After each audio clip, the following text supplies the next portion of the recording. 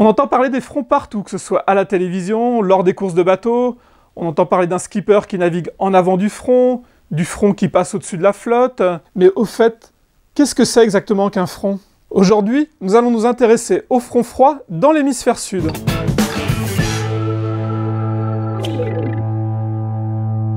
Alors pourquoi des fronts froids? Parce que au passage d'un front froid, c'est là qu'il y a les vents les plus violents et également les bascules de vent les plus importantes. Et pourquoi l'hémisphère sud? Vous avez tous entendu parler de la force de Coriolis, et avec la force de Coriolis, le vent tourne autour des dépressions et des fronts dans un sens différent dans l'hémisphère nord et l'hémisphère sud. Alors pour faire simple, hémisphère sud et front froid. On pourrait dire que le front froid, c'est l'endroit où l'air froid rattrape l'air chaud. On est donc à la jonction d'une masse d'air froid et d'une masse d'air chaud. Mais que se passe-t-il exactement quand l'air froid rattrape l'air chaud? Alors pour cela, nous allons faire appel à Claire qui nous a monté une petite expérience qui montre bien l'interaction de l'air froid avec l'air chaud. Claire, peux-tu nous expliquer ce qui se passe? Eh bien justement, on va voir. Que se passe-t-il quand l'air froid rencontre l'air chaud? On a une petite expérience. Là, il fait froid dehors, chaud à l'intérieur. On est l'hiver. Lorsqu'on ouvre la porte, l'air froid rencontre l'air chaud. Que se passe-t-il? L'air froid, il est plus lourd. Donc il va s'engouffrer, comme on le voit sur la petite girouette, il s'engouffre sous l'air chaud. L'air chaud, plus léger, monte et à son tour va ressortir par le haut de la porte. Et dans un front, ça se passe de la même façon? Quasiment.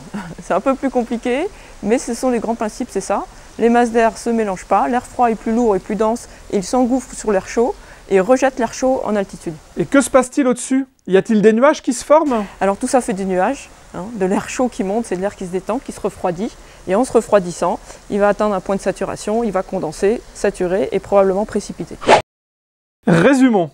L'air froid pousse l'air chaud qui a tendance à monter. Des nuages se forment avec des grains, de la pluie, des rafales de vent. On voit bien cette zone de turbulence sur les images satellites. Les nuages et les grains les plus actifs apparaissent en bleu. Le vent tourne en général brutalement au passage d'un front froid. La variation peut aller de quelques dizaines de degrés à plus de 90 degrés. On voit que les fronts sont matérialisés sur les cartes météo par une ligne bleue avec des petits pics sur l'avant. Et pour vous en souvenir, pensez au froid qui va vous mordre la peau ou qui va vous piquer la peau l'hiver. C'est pas très agréable. Le front froid est toujours associé à une dépression. Il se déplace d'ouest en est à quelques dizaines de km/h. Pour les marins, entre 20 et 30 nœuds, on va dire en moyenne. Que se passe-t-il quand les concurrents naviguent dans le même sens que le front? S'ils vont vite, ils vont se déplacer à peu près à la même vitesse. Ça va leur permettre de naviguer plusieurs jours de suite, parfois 5-6 jours comme lors du Vendée Globe pour les premiers bateaux. Et ils vont naviguer à la même vitesse que le front, dans le même système, avec un vent relativement stable, et donc à des vitesses très élevées, en faisant relativement peu de manœuvres. C'est plutôt cool pour les skippers. Mais n'oublions pas que quand le front va rattraper les concurrents, ce qui finit toujours par arriver, il va y avoir des grains, un gros changement de direction de vent et donc des manœuvres. Ça sera quand même beaucoup moins cool. Et puis ensuite, il faudra attendre le prochain front qui, espérons-le, emmènera les concurrents loin à nouveau. Si cette vidéo vous a plu, retrouvez-nous la semaine prochaine pour d'autres explications sur les systèmes météo que l'on retrouve tout autour de la planète.